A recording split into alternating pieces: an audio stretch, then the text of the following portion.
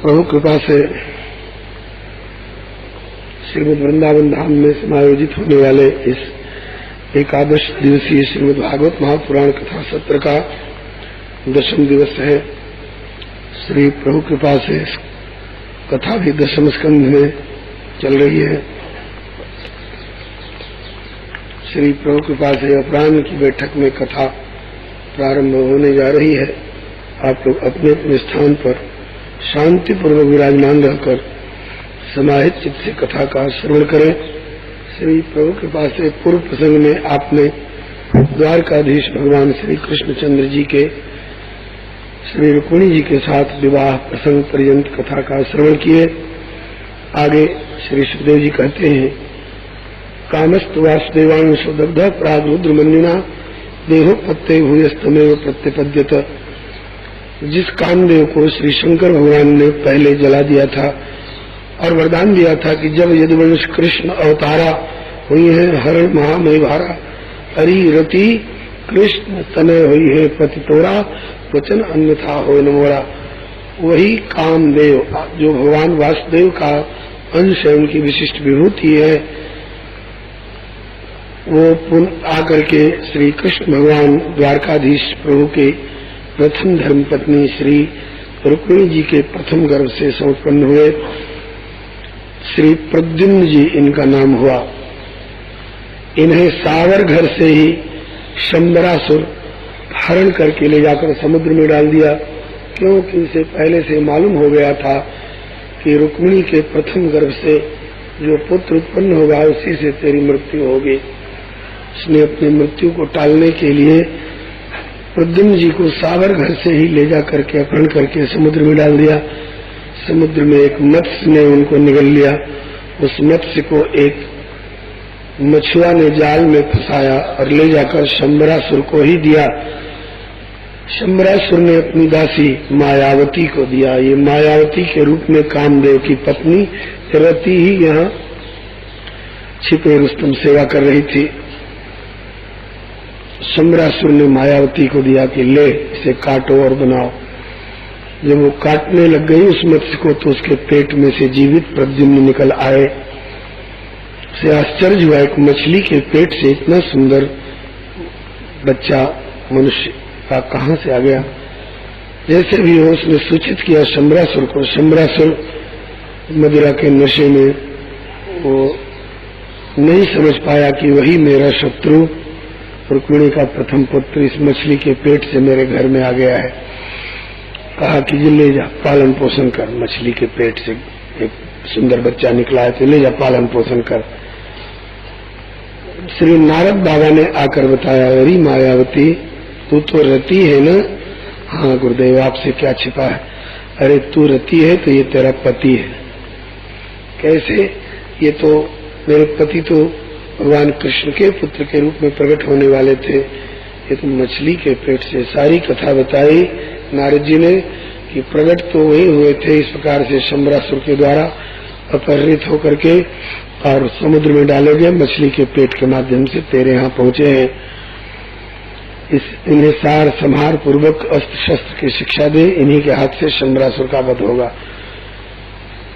मायावती नामधारिणी रति ने प्रद्युम्न जी को सब प्रकार से संभाला और शिक्षा दी। जब ये सयाने हुए तो बताया, भगवान नारायण स्तुत शंबरेणा है तो गृहात हम ते धृता पत्नी रति कामो भगवान प्रभु। जब ये मालूम हुआ श्री प्रद्युम्न जी को कि शंबरासुर ने मेरे माता पिता से मुझे अलग कर दिया, सावर घर से ही समुद्र में डाला था, तो इन्होंने उसको ललकारा। से आश्चर्य हुआ कि मेरे घर में पाला पोसा गया ये बालक आज मुझे ही कैसे ललकार रहा है। उन्होंने बता दिया कि मैं तेरा शत्रु प्रद्युम्न हूँ, कृष्ण पुत्र रुक्मिणी पुत्र। युद्ध हुआ। युद्ध में शंबरासुर को मार करके श्री प्रद्युम्न जी अपनी पत्नी उस मायावती के साथ द्वारका लौटे। श्री रुक्मिणी जी को आश्चर्य हुआ कि मेरे प्रभु के समान रूप रंग वाला ये कौन है। अनुमान कर रही थी कि यदि मेरा बालक जो सावर घर से गायब हो गया था जीवित रहता तो इतना ही बड़ा हुआ होता। भगवान श्री कृष्ण सर्वज्ञ होते हुए भी नहीं बताए।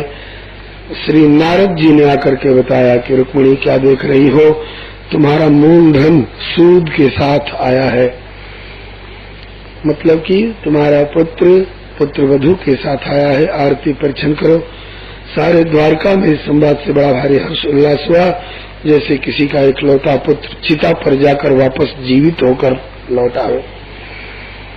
बड़ा भारी हर्ष उल्लास हुआ। श्री प्रद्युम्न जी महाराज की जय, श्री भक्तवत्सल भगवान की जय। इसके बाद भगवान श्री कृष्ण के अन्य विवाहों की चर्चा। सत्राजित नाम के यादव ने सूर्य नारायण की भक्ति करके उनसे सिमंतक नाम की मणि प्राप्त की थी, जो मणि जहाँ रहती थी प्रकाश करती थी, 8 भार सोना नित्य दिया करती थी। एक बार वो मणि पहन करके अपने गले में लटका करके सत्राजित सभा की ओर आ रहे थे।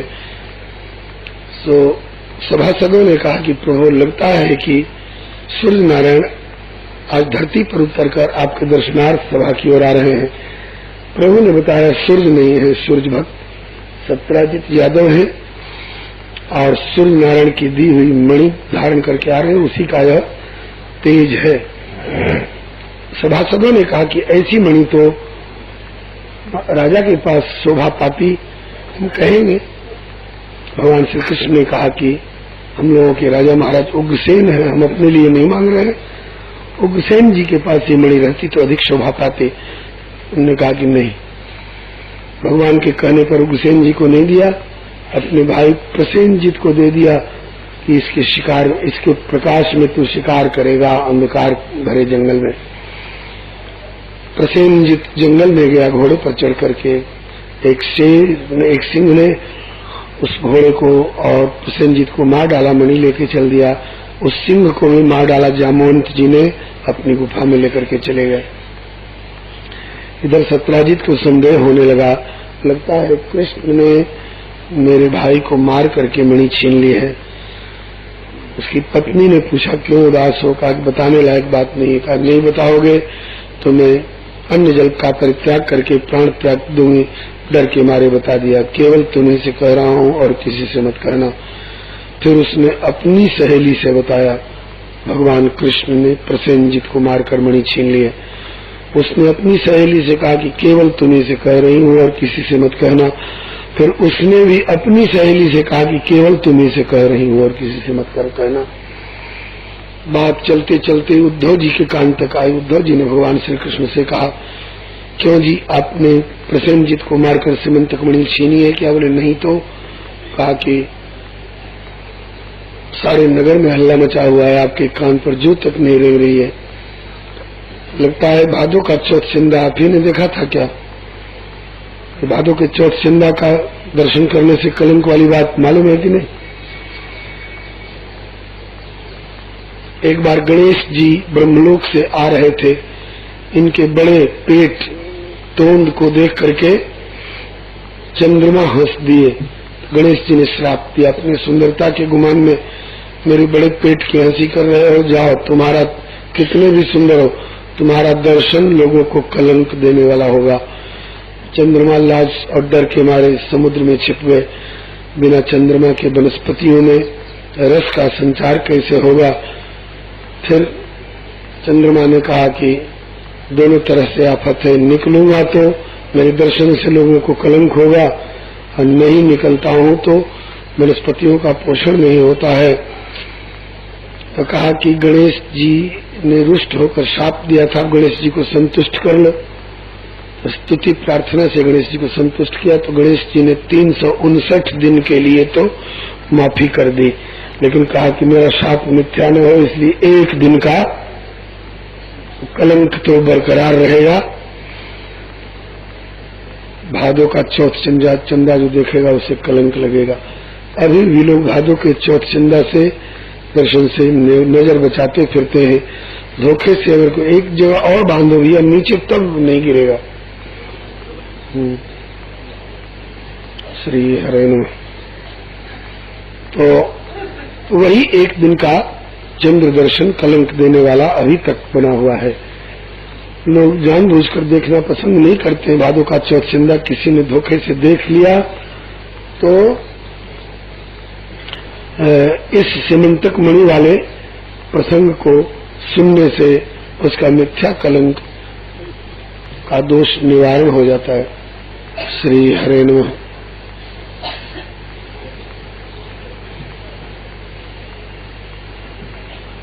ध्यान से सुनेंगे। भगवान श्री कृष्ण अपना कलंक निवारण के लिए कुछ यदुवंशी राजकुमारों को लेकर के जंगल में गए। देखा घोड़ा समेत प्रसेनजित मरा पड़ा है, आगे सिंह के पंजे की छाप देखते हुए बढ़े। देखा कि भालू के पंजे की छाप है। भालू के पंजे की छाप देखते हुए जब आगे बढ़े गुफा में, और किसी को जाने की हिम्मत नहीं पड़ी, भगवान श्री कृष्ण अकेले गए। गुफा अंधेरी, गुफा की अंधकार को चीरते हुए भीतर काफी दूर जाने पर एक सुंदर चौक अंगनाई सरीखा दिखाई पड़ा, जिसमें एक हिंडोला पर एक सुंदरी युवती उसी मणि को लेकर खेल रही थी, झूल रही थी। एक चतुर्भुज पुरुष को देख करके वो बड़े जोर से चीखी चिल्लाई। जामवंत जी भीतर माला फेर रहे थे, आकर के भिड़ गए भगवान से। 27 दिन तक घमासान युद्ध हुआ। अंत भगवान ने इतना जोर का मुक्का मारा कि जामवंत जी तिल मिला गए। अनुमान किया कि इतने दिन तक मुझसे लड़ करके एक घूसा में मुझे व्याकुल कर देने वाला सिवा रघुनाथ जी के दूसरा कोई नहीं हो सकता है। पूछ बैठे, आप मेरे प्रभु रघुनाथ जी तो नहीं है? है तो रघुनाथ जी, लेकिन अभी जदुनाथ जी बन के आए हैं और आपने अच्छी पौनाई करी हमारी लात और घूसा से। 27 दिन तक रो पड़े जामवंत जी, प्रभु आपने बताया क्यों नहीं? कहा बता देते तो आपका मनोरथ कैसे पूर्ण होता। ये मनोरथ वाली बात पद्म पुराण में है। जामवंत जी लंका के युद्ध काल में सबको देखते, लेकिन किसी का हाथ इनसे हाथ मिलाने लायक नहीं दिखाई पड़ा। एक प्रभु ही ऐसे दिखाई पड़े जिनसे कि हम हाथ मिला सकते हैं। लेकिन क्या करें, तो स्वामी और सेवक का संबंध हो गया है। कैसे कहें कि मालिक जरा एक बार हमसे भी हाथ मिला के देखिए। प्रभु अंतर्यामी समझ गए और आश्वासन दिया कि अभी तो लड़ोगे नहीं, और लड़ोगे भी तो स्वामी और सेवक का आपस में लड़ना हास्यास्पद होगा। इसलिए जब मैं द्वापर में अवतार लेकर आऊंगा तब आपका मनोरथ पूर्ण करूंगा। वही मनोरथ आज पूर्ण किया है। जामवंत जी ने कहा कि प्रभु पहले बता देते। बोले पहले बता देते तो आपका मनोरथ पूर्ण नहीं होता। और कहा कि आना हुआ कैसे? कहा कि यही मणि जो आपकी बेटी लेकर खेल रही है, चोरी मेरे ऊपर लगी है और माल आपके घर में बरामद हो रहा है। जामवंत जी बोले कि कलंक छूट जाएगा, मणि दे दूंगा, लेकिन ऐसे नहीं दूंगा। कैसे दोगे? बोले कि बेटी सयानी हो गई है, जाम्बवती इसका नाम है, इसके जोगी वर की तलाश करने की मुझे फुर्सत नहीं माला फेरने से। और आप जब साक्षात सन्मुख आ गए तो प्रतीकवाद का सहारा लेकर किसी हाड़ मांस के पिंड को क्या ये बेचारी पति रूप मन करेगी? आप ही इसका पानी ग्रहण करें तो दान में कन्यादान और दहेज में मणि दे दूंगा। इस प्रकार से श्री जामवंत जी के प्रस्ताव को प्रभु ने स्वीकार किया और उस मणि समेत जाम्बवती को अपनी पत्नी के रूप में लेकर के और वापस लौटे। इधर यदुवंशी राजकुमार 27 दिन तक प्रतीक्षा नहीं कर सके गुफा द्वार पर। उन्होंने देवी जी की मनोती मनाई, हमारे श्याम सुंदर आ जाए तो आपको पीली चुनरी और मालपुआ नारियल गोला का भोग चढ़ावेंगे। देवी मैया ने सोचा कि भगवान तो आ ही रहे हैं, मुफ्त की चुनरी और मालपुआ नारियल गोला क्यों छोड़ो? बोले आ रहे हैं और दुल्हन के साथ आ रहे हैं। भगवान को दुल्हन मिल गई और जाम्बवती को दुल्हा भगवान मिल गए और देवी मैया को पीली चुनरी नारियल गोला मालपुआ का भोग मिल गया। सभा में बुलवा करके और प्रभु ने सत्राजित को मणि सौंप दी। लो, मणि कहाँ थी और चोरी तो मेरे ऊपर लगा रहे थे। बड़े लज्जित हुए सत्राजित, प्रभु हम तो जीव हैं, जीव से भूल होना स्वाभाविक है, हमारी भूल के लिए क्षमा करें। कहा जाओ, क्षमा कर दिया। कहा कि ऐसे तसल्ली नहीं होगी। तो कैसे तसल्ली होगी? कहा कि एक मेरी भी कन्या सयानी हो गई है, उसका भी पानी ग्रहण कर ले। उनका नाम था सत्यभामा। ये भूदेवी की अवतार है, ध्यान रखिएगा, आगे प्रसंग को समझने में सुविधा रहेगी। तो भगवान श्री कृष्ण ने फिर सत्राजित की बेटी सत्यभामा का भी पाणी ग्रहण किया। ये द्वारकाधीश की तीसरी पटरानी है। पहली श्री रुक्मिणी जी, दूसरी श्री जाम्बवती जी और तीसरी श्री सत्यभामा जी। सत्राजित से एक गलती हुई थी, 3 व्यक्तियों को अलग अलग आश्वासन दे रखा था अपनी बेटी सत्यभामा का विवाह आप ही के साथ करेंगे और आप ही को मणि दहेज में देंगे। उन 3 व्यक्तियों के नाम है अक्रूर, कृतवर्मा और शतधन्वा। उनमें से किसी को न सत्यभामा मिली न मणि मिली। श्री हरे नमः। सत्यभामा मिल गई भगवान श्री कृष्ण को, मणि रह गई सत्राजित के पास। इन तीनों ने आपस में गुटबंदी की और कहा कि यार सत्यभामा गई तो गई, मणि तो हथियाओ। मूर्ख शतधन्वा ने सत्राजित को मार करके जान से मार डाला और मणि छीन ली। सत्यभामा रोई, प्रभु आपके रहते आपके ससुर जी का ये हाल। तो बदला लेने के लिए भगवान श्री कृष्ण शतधन्वा को मारने के लिए चले। शतधन्वा भागकर कृतवर्मा के पास गया, मैंने आप ही के कहने से मारा है सत्राजित को, मेरी जान बचाओ। कहा तो काल के भी काल है, उनसे कौन बचा सकता है, और आप कहते हो कि आप ही के कहने से उसको मारा है। मैं कहूंगा कि कुआं में कूद जाओ तो कुआं में कूद जाओगे, मट गए, उनसे कोई नहीं बचा सकता। फिर बेचारा अक्रूर जी के पास गया। अक्रूर जी ने कहा कि हमने कहा था कि 2-4 तमाचा मार के छीन लो, कि हमने जान से मारने को कहा था, जान से मारे तो जाओ तुम भोगो, उनसे कोई नहीं बचा सकता। हो तो काल के भी काल है। बेचारा शतधन्वा बोला कि चलो जान जाएगी, कम से कम मणि तो रख लो, यहाँ मणि रख दो।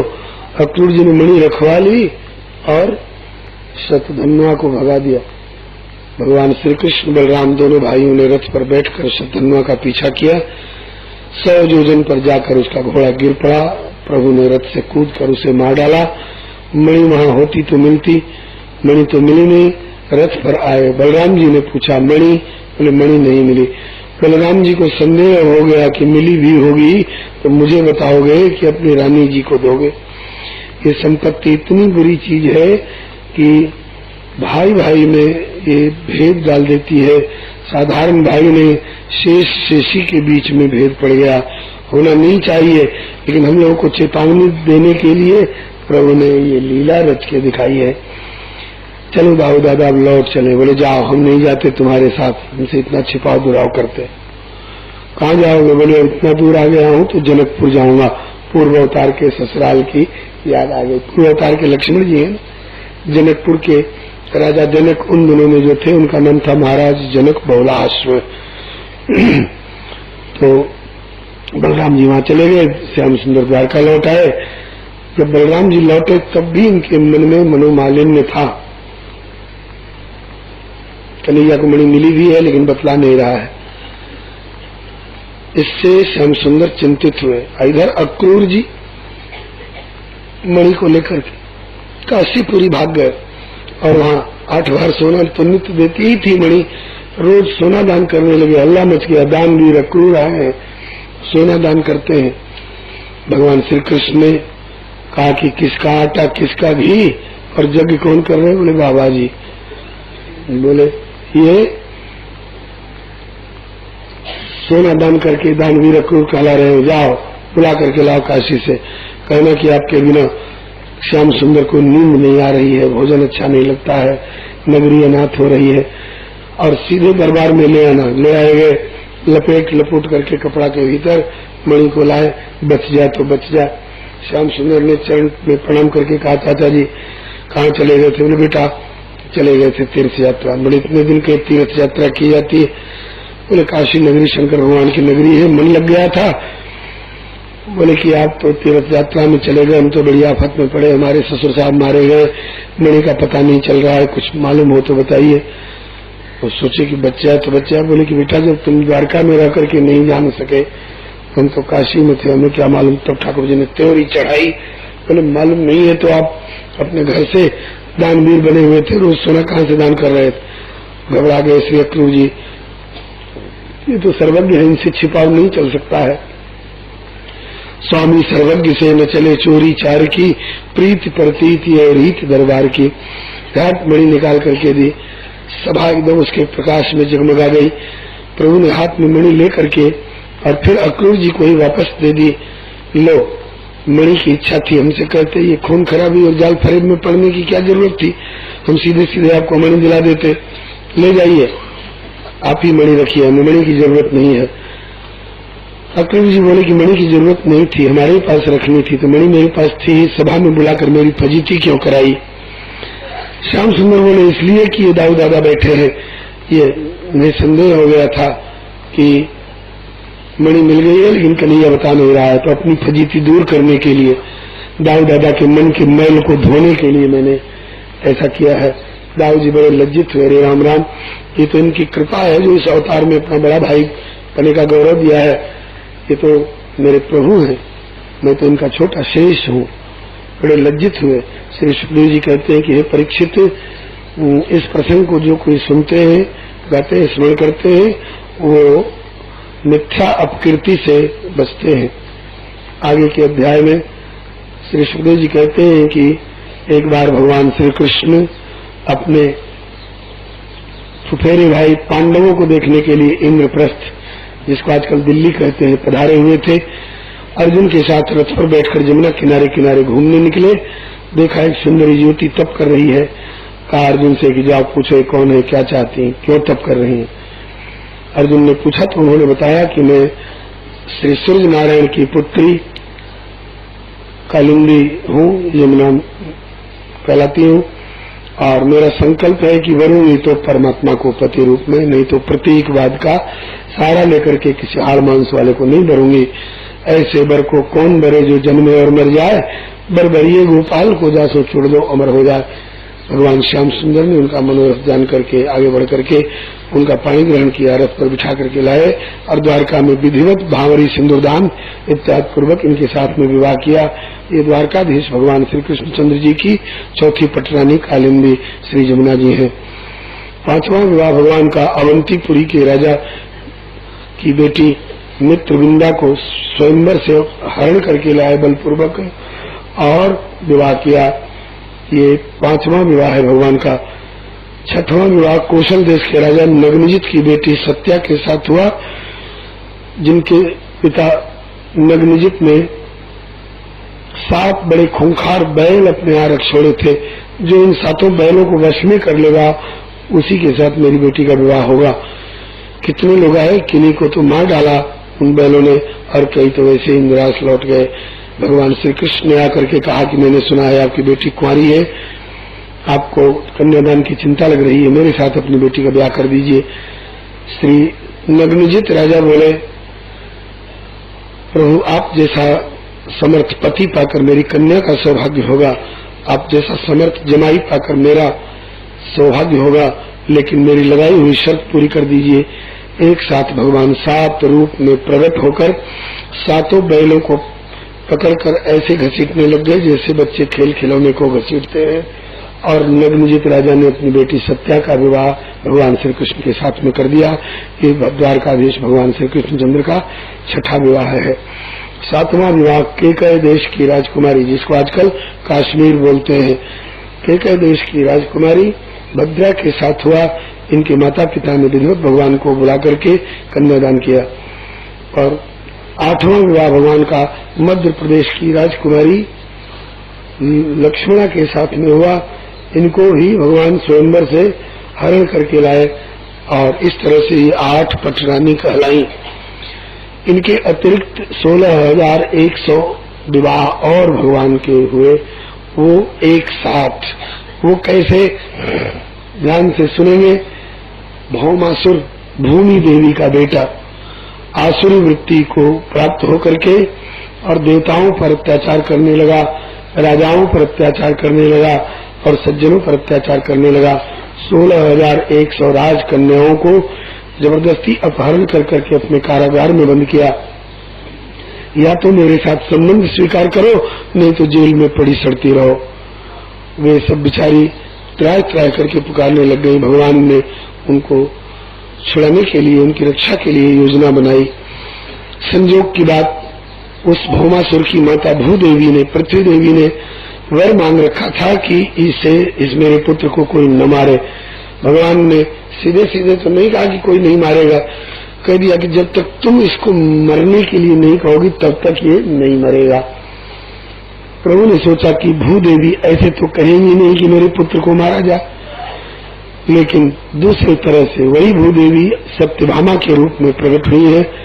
तो चूंकि भूदेवी की ये अवतार है, इसलिए यदि सत्यभामा भी कह दे कि मारा जाए तो मारा जा सकता है। अब सत्यभामा कैसे कहे कि मारा जाए, इसके लिए प्रभु ने योजना बनाई, नारद जी को प्रेरणा की। नारद जी स्वर्ग में गए, स्वर्ग से उन्हें एक पारिजात का फूल मिला जो स्वर्ग में ही होता है। वह पारिजात का फूल ला करके नारद जी ने द्वारकाधीश भगवान श्री कृष्णचंद्र को दिया, और प्रभु ने बगल में बैठी हुई रुक्मिणी को फूल पकड़ा दिया। नारद जी ने जाकर सत्यभामा को उसका दिया। बड़े गुमान में भरी रहती हो, हमको सबसे ज्यादा प्यार करते हैं। आज मैंने जांच कर लिया, सबसे ज्यादा प्यार तो रुक्मिणी को करते हैं। कैसे? नारद तुम घरफोड़ी करते फिरते हो। कहा घरफोड़ी की बात नहीं है, मैंने आज जांच करके देखा है। कैसे? कहा कि स्वर्ग से पारिजात का फूल लाया था जो केवल स्वर्ग ही में होता है, वो इसीलिए लाया था कि जिसको ज्यादा प्यार करते होंगे उसी को देंगे। उन्होंने रुक्मिणी को दे दिया, बस इसी से समझ लो। सत्यभामा रूठ करके प्रभु से मुंह फेर करके बैठ गई। प्रभु ने पूछा क्या बात है? कहा कि बस बस रहने दीजिए, ऊपर का प्यार दिखाने की कोई जरूरत नहीं है, आपके लिए तो जो है सो रुक्मिणी है। श्याम सुंदर ने पूछा क्यों, क्या बात है? नारद जी आए थे क्या? बोलो श्री नारद बाबा की। क्योंकि घर में ऐसी लीला तो नारद की करामात है। हाँ जी नारद जी आए थे, आप क्यों इस तरह से भेदभाव रखते हैं? बोली बात क्या है बताओ तो सही। कहा कि पारिजात का फूल लाए थे, आपने रुक्मिणी को क्यों दे दिया, हमको क्यों नहीं दिया? श्याम सुंदर बोले कि धत तेरे की इतनी छोटी सी बात पर इतनी नाराजगी। अरे तू रुक्मिणी बगल में बैठी थी, सहज स्वभाव से बढ़ा दिया उनकी, तुम होती तुमको मिल जाता। एक फूल पर इतनी नाराजगी, रुक्मिणी को तो एक फूल दिया है, कहो तो तुम्हारे आंगन में पारिजात का पेड़ लगा दे। अरे प्रभु तब तो फिर क्या कहना, बहुत सुंदर ला दीजिए। बोले ला दीजिए, इतनी जल्दी ला दीजिए? ये कोई किसी माली के बाग बगीचा नर्सरी में मिलता है थोड़े, वो तो स्वर्ग में मिलता है, इसके लिए मुझे स्वर्ग में जाना पड़ेगा। बोले स्वर्ग से ला दीजिए। कहा धन्य पतिव्रता हो, जिंदे पति को स्वर्ग भेजने की तैयारी कर रही हो। कहा हंस गई बेचारी। बोले वैसे आपको स्वर्ग जाना है थोड़े, आप तो प्रभु ऐसे जाएंगे। कहा कि तो देखो स्वर्ग वाले ऐसे किसी को कुछ देते होते नहीं है, तब कैसे देते? बोले उनका कुछ काम करो तब कुछ सुनवाई करते हैं। ये पूछा कोई स्वर्ग वालों का काम है क्या?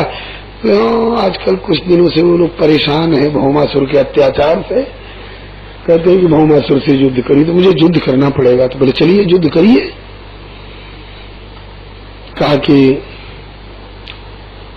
हमको भी लेते चलिए। कहा कि तुम क्यों जाओगे? युद्ध में हथियार की चोट लगा जाएगी, तीर वगैरह चलते रहते हैं। कहा कि प्रभु आपके साथ कोई डर नहीं, और तो मैंने कभी युद्ध भी नहीं देखा है और स्वर्ग भी नहीं देखा है, तो आपके साथ जाऊंगी तो युद्ध भी देख लूंगी, और जब पारिजात लेने जाएगा तो स्वर्ग भी देख लूंगी। कहा कि आओ फिर जल्दी बैठो, जल्दी करो, बैठ जाओ। गरुड़ जी की पीठ पर पीछे बिठा लिया, जैसे लोग स्कूटर पर आगे खिसक के बिठा लेते हैं ना किसी को, ऐसे ही गरुड़ जी की पीठ पर बिठा लिया सत्यभामा को। गए और वहां युद्ध होने लगा। पहले भौमासुर का मित्र मूर नाम का असुर आया लड़ने के लिए, और मूर मारा गया। काफी देर तक युद्ध किया, बड़ा पराक्रमी था। अंत में भगवान को विश्राम की इच्छा हो गई, तो एक जगह विश्राम करने लगे, तो मूर वहां भी पहुंच गया कि सोए हुए नारायण को मारूंगा। तब तक प्रभु की शक्ति उनमें से प्रकट होकर उस असुर को मार डाली। फिर प्रभु ने उनको वरदान दिया कि आप मेरी शक्ति हो, आप एकादशी नाम से पूजित होगी, और जो भक्त आपका आदर करेंगे मैं उन पर कृपा किया करूंगा। बोलो श्री एकादशी महारानी की जय। तभी से भगवान का एक नाम पड़ गया मुरारी, मूर का के अरि। बोलो श्री मुरारी भगवान की जय। मूर के मारे जाने के बाद फिर भौमासुर आया, भौमासुर लड़ने लगा। भौमासुर के बहुत से किला परकोटा सब चार दीवारी वगैरह थी, सबको भगवान ने तोड़ा। और जब उसको मारने की बारी आई, अब तो जब तक सत्यभामा नहीं कहेंगी तो तू मरेगा कैसे? तो प्रभु ने उसके कई बाहों को काटा और जानबूझ करके उसके कई बाणों को थोड़ा बाएं दाएं होकर के मौका दिया। दो एक बाण पीछे बैठी हुई सत्यभामा को लगे तब कहेंगे कि इसको जल्दी मारो। जब दो एक बाण सत्यभामा को लगे तो प्रभु तो बोली, प्रभु इसके साथ खेल क्यों कर रहे हैं, जल्दी मारते क्यों नहीं, बड़ा भारी पापी है, जल्दी मारिए। कहा कि बस काम बन गया। तब जाकर के भौमासुर को मारा और उसके कारागार में जाकर के देवताओं ने फूलों की वर्षा करी, जय जयकार करी। बोलो श्री पतित पावन भगवान की जय। उसके कारागार में जाकर के 16,100 राजकन्याओं को निकाला और कहा कि आप लोग निर्दोष, जाइए अपने अपने पिता का पता बताइए, आपके घर भेज देता हूँ। अपने पिता से कहिए कि आपके योग्य वर की तलाश करके विवाह कर दे। उन 16,100 राजकन्याओं ने एक साथ कहा कि प्रभु जब तक होते तब तक प्रतीकवाद का सहारा लेकर के किसी पंचभौतिक शरीरधारी को वर्ण करना पड़ता है। जब आप साक्षात स्वयं सम्मुख विराजमान हो, कौन अभागिन होगी जो आपको छोड़ करके और किसी हाल मानुष के शरीर को पति रूप में वर्ण करेगी। हम सब आप ही को पति रूप में वर्ण करती है। आप समर्थ हैं, राम सदा सेवक रुचि राखी, आप ही हमारा पानी ग्रहण करें। भगवान श्याम सुंदर 16,100 राजकन्याओं का मनोरथ जानकर उन्हें द्वारका लाए और एक ही मुहूर्त में एक साथ 16,100 सोने के महल प्रकट करके और एक ही मुहूर्त में 16,100 रूप धर करके एक साथ सबका पानी ग्रहण किया। ऐसा नहीं कि किसी का आज किसी का कल, एक दिन और एक मुहूर्त में सबका पानी ग्रहण किया। इस प्रकार से 16,100 रानी हुई और 8 पहले वाली पटरानी। आगे के अध्याय में वर्णन करते हैं कि इन श्री हरे नमः एक बार प्रभु ने श्री रुक्मिणी जी से हंसी कर दी। रुक्मिणी, तुमने अच्छा नहीं किया जो मुझ काले कलूटे को पति रूप में वर्ण किया। तुम्हारा भाई कितना सुयोग्य राजकुमार से तुम्हारा ब्याह करने जा रहा था। देखो मैं काला कलूटा हूँ, मुझे राजगद्दी का अधिकार नहीं। राजा तो उग्रसेन कहलाते हैं, मैं तो उनका छड़ीदार सिपाही हूँ। कायर इतना हूँ कि मथुरा छोड़ करके और समुद्र में आकर के बसा हुआ हूँ द्वारका में। और बहुत लोग कहते हैं इनके माता पिता का ठिकाना नहीं, कोई वसुदेव देवकी का, कोई नंद यशोदा का कहते हैं। और जो लोग मुझसे प्यार करते हैं उनको रोना बहुत पड़ता है। देखो मेरे वियोग में अभी ब्रजवासी बेचारे कितना रो रहे हैं। मेरी अभी भी कुछ बिगड़ा नहीं है, मेरी तरफ से छूट है। अगर चाहो तो अपने भैया रुक्मिणी को बुलवा लो और कहो कि कोई और दूसरा बढ़िया ब्याह कर दे। रुक्मिणी जी घबरा गई। ऐसो आश्चर्य मैं कहूँ न देखे सुनो, चतुर 64 कला तदपि भोरी, बहुत भोरी है। क्या पिछले अवतार के धोबी की तरह फिर किसी ने कोई शिकायत तो नहीं कर दी? क्या मुझे त्यागने का संकल्प तो नहीं कर लिया? ये इनके लिए कोई मुश्किल नहीं है। अनुजराज संपत्ति वैदेही, देह गेह परिवार स्नेही, सब मम प्रिय नहीं, तुम्हें समाना मृषान कहूं मोरे हबाना। श्री रुक्मिणी जी मूर्छित होकर के भय के मारे गिर पड़ी। प्रभु ने सहारा देकर के इनको गिरने से रोका, जल की छींट दे करके। अब जल की छींट दे रहे हैं प्रभु रुक्मिणी जी को बेहोशी दूर करने के लिए। श्री कृष्ण गोविंद हरे मुरारे, हे नाथ नारायण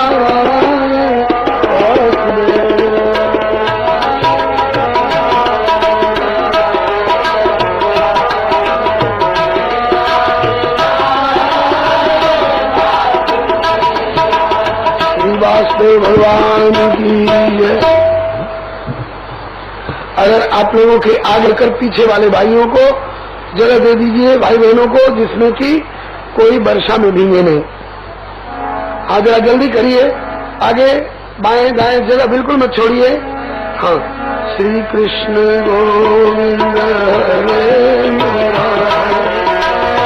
नाथ नारायण वासुदेव, श्री कृष्ण गोविंद।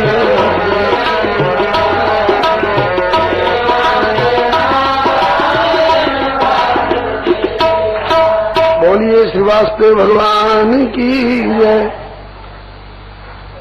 तो रुक्मिणी जी को होश में ला करके बोले कि रुक्मिणी, मैंने तुमसे हंसी करी थी और तुमने साची मान ली। रुक्मिणी जी ने कहा प्रभु ऐसी कहीं हंसी होती है, आपके लिए रही होगी हंसी और मेरे लिए बन गई फांसी। मेरे प्राणों पर भी इतने लग गई कि आपने मुझे त्यागने का संकल्प तो नहीं कर लिया। कहा कि अरे घर गृहस्थी में पति पत्नी कभी आपस में इस तरह के हास परिहास से अपना समय निकाल लेते हैं। जैसे मैंने एक बार सत्यभामा से कहा कि सत्यभामा, पहले तो तुम्हारा विवाह अक्रूर जी के साथ होने का निश्चय हुआ था, वो तो गनीमत रही कि मणि वाली घटना घट गई तो मेरे गले पड़ गई। अगर मणि वाली घटना घटी नहीं होती तब तो तुम्हारा विवाह अक्रूर जी के साथ हो गया होता ना।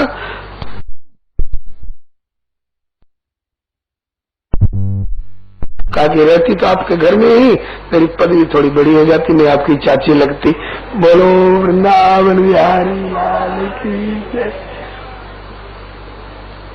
एक बार राम जी ने जानकी जी से मखौल कर दी, आपकी मिथिला की सखियां झूठ बहुत बोलती है। बोले कैसे? कहा कि मुझको छोटा और आपको श्रेष्ठ बताती। समझ गई जानकी जी, प्रयास कर रहे हैं। तो कहा कि तुम्हें अपनी मिथिला की सखियों को हारने क्यों दो? कहा कि जब मुझको श्रेष्ठ बताती है तो इसमें क्या झूठ कहती है? कहा कि तो सत्य कहती है। कहा कि मैं साबित कर दूंगा कि झूठ बोलती है। कहा करिए साबित। बोलो मत माता जी, बोलो मत। हाँ, श्री हरे नमः। बोली साबित करिए। कहा कि वर कौन है और कन्या कौन है हम दोनों में? जानकी जी ने कहा कि वर आप हैं। कहा कि वर का अर्थ क्या होता है? वर मने दूल्हा और वर मने श्रेष्ठ। तो कहा कि जब वर का अर्थ श्रेष्ठ होता है तो श्रेष्ठ मैं हुआ, फिर आपको श्रेष्ठ बताकर सखियां झूठ नहीं बोलती हैं, सत्य कैसे बोलती है? श्री किशोरी जी बोली कि दूल्हा के अर्थ में वर जरूर है आप, लेकिन श्रेष्ठ अर्थ में जब सखियों ने मुझको श्रेष्ठ वर कहा तो सखियां सत्य कहती। बोले कैसे? कहा कि इसलिए कि आप वर पहले से नहीं थे, जब से मैंने वरमाला पहराई तब से वर बने। बोलो भक्तवत्सल भगवान की। ऐसे घर गृहस्थी में पति पत्नी कभी कभी हास परिहास कर लेते हैं। एक चिकसौली के गोसाई जी ने सुनाया था, एक किसी बहू से कुछ गलती हो गई थी, सास ने बहुत गाली दी उसके माता पिता को, बेचारी रोने लगी। जब तक पति दफ्तर से नहीं आया तब तक रोती रही। जब लौट दफ्तर से आया पति तो और रोने लगी। पूछा क्या बात है? कहा कि आज मुझसे कुछ गलती हो गई थी, मैंने अपनी गलती कबूल की। मेरी आपकी माता जी ने मेरे माता पिता को आज बहुत गाली दी है, गलती मेरी, मेरे माता पिता को गाली दी, इसके लिए दुख है। तो उसने कहा कि बस इतनी सी बात पर इतना दुख? आज तो मेरी अकेली माँ ने तुम्हारे माता पिता को गाली दिया है ना। और जब मैं ससुराल गया था दूल्हा बन करके तो तेरे गांव भर की औरतों ने मेरे माता पिता को गाली दी थी, तो हम तो कभी नहीं रोए। तो कहा हंस गई बेचारी कि उस गाली में इस गाली में कुछ फर्क नहीं है। कहा कि फर्क भी हो तो भी मेरी माँ क्या लगती है तुम्हारे माता पिता की? बोले समधिन लगती है। कहा कि समधिन को हक होता है समधिन को गाली देने का, इस पर तू का दुख मानती है? इस प्रकार से कभी कभी पति पत्नी आपस में हास परिहास कर लेते हैं। जब रुक्मिणी जी को तसल्ली हो गई कि हाँ परिहास किया था इन्होंने, हंसी करी थी, तब जाकर के एक एक का उत्तर ऐसा बढ़िया दिया है। प्रभु आप कहते हो मैं काला कलुटा हूँ, तो क्या मैंने काली गोरी चमड़ी दे करके ब्याह किया है? थोड़े। आप कोई प्राकृतिक शरीर वाले हैं। आपकी श्यामता को कोई ध्यान करे तो उसके हृदय की कालिमा धुल जाने वाली ये श्यामता है। या अनुरागी चित्त की गति समझे नहीं कोई, ज्यों ज्यों बूढ़े श्याम रंग त्यों त्यों उज्ज्वल हो। आप कहते हैं कि मुझे मेरे माता पिता का ठिकाना नहीं। सारे जगत के माता पिता तो आप हैं। पिता हमें से जगत माता धाता पितामह। आपका माता पिता कौन हो सकता? आप कहते हैं राजगद्दी का अधिकार नहीं। आपकी कृपा से ब्रह्मा का पद मिला हुआ है और आपको किसी राजगद्दी से क्या लेना देना है? आप कहते हैं मैं कायर हूँ, भाग करके समुद्र में बसाऊं। कौन? ये खारे समुद्र में। आप तो क्षीर समुद्र के निवासी हैं प्रभु। आप कहते हैं मैं तुम्हारे लायक दूल्हा नहीं हूँ, यह भी बात ठीक है। मैं जड़ प्रकृति हूँ और आप परम चैतन्य पुरुष हो, तो आपकी होड़ मैं क्या कर सकती हूँ? मैं बिल्कुल आपके लायक नहीं हूँ। ये तो आपकी कृपा है जो आपने मुझको अंगीकार कर रखा है। आप कहते हैं मुझसे प्रेम करने वालों को रोना पड़ता है। आपके विरह में, आपके प्रेम में, रोने में एक बूंद भी आंसू टपक पड़े आपकी सेवा पूजा में, तो उस प्रेम के एक बूंद आंसू से जो मन को शांति मिलती है, संसार का कोई भी सुख व सुख नहीं दे सकता है। गोपियों ने भी कहा था, जिनके वियोग दुख हो में कछु ऐसो सुख, जाय पाए ब्रह्म सुख हो में दुख माने हम। फिर श्री श्याम सुंदर ने कहा कि हे साध्वी, तुम्हारे मुख से यह सब सुनने के लिए ही मैंने छेड़खानी करी थी। तुम्हारे द्वारा की गई स्तुति के श्लोकों से जो मेरी स्तुति किया करेंगी, उन पतिव्रताओं को भी मेरी प्राप्ति होगी, मैं उनके ऊपर कृपा किया करूंगा। अब आगे के अध्याय में वर्णन करते हैं भगवान 16,108 रानी पटरानी है, प्रत्येक रानियों से 10-10 पुत्र उत्पन्न हुए हैं, कन्याएं भी उत्पन्न हुई हैं। इनके नाम भी यहाँ दिए गए हैं, उनका नाम गिनाने लगेंगे, कथा का काफी समय निकल जाएगा, इसलिए संक्षेप में इशारा कर दिया।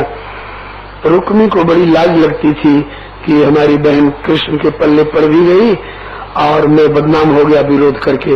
अब बहन और बहनोई को खुश करने के लिए उसने, रुक्मी ने अपने पौत्री का विवाह भगवान श्री कृष्ण के पौत्र अनिरुद्ध जी के साथ करने का निश्चय कर लिया और उसमें श्री हरे नमः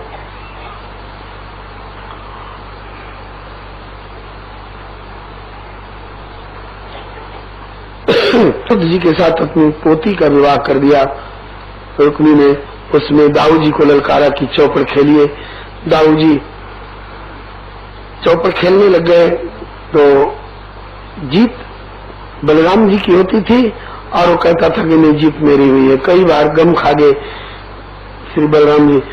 एक बार आकाशवाणी तक हुई कि जीत बलराम जी की हुई है, रुक्मी गलत हट ठान रहा है। फिर भी जब रुक्मी नहीं माना तो बलराम जी ने परिघ उठा करके ठौर मार डाला जान से। इन्हीं बलराम जी ने रथ से चोटी खुलवा करके और रुक्मी की रक्षा की थी और इन्हीं बलराम जी ने उसका राम नाम सत्य कर दिया। बोलिए प्रेम से श्री दाऊ दादा की जय। श्री हरे नमः। दाऊ दादा आ गए छड़ी लेकर के। श्री हरे नमः। इसके बाद आगे के अध्याय में श्री अनिरुद्ध जी को सपने में बाणासुर की बेटी उषा ने देखा और उनको पाने के लिए व्याकुल हो गई और अपनी सखी चित्रलेखा के सहारे पहले चित्र मंगवा के बताया कि यही है और फिर पलंग समेत हरण करके द्वारका के महल से और उषा के महल में अनिरुद्ध जी लाए गए। वो चित्रलेखा जो थी योगिनी भी थी, योग बल से वो पलंग समेत अनिरुद्ध जी को हरण करके लाई। कोई कहते हैं कि सुदर्शन जी के पहरा में ये किसी को मौका कैसे मिला कि अनिरुद्ध जी को हरण करके लाए।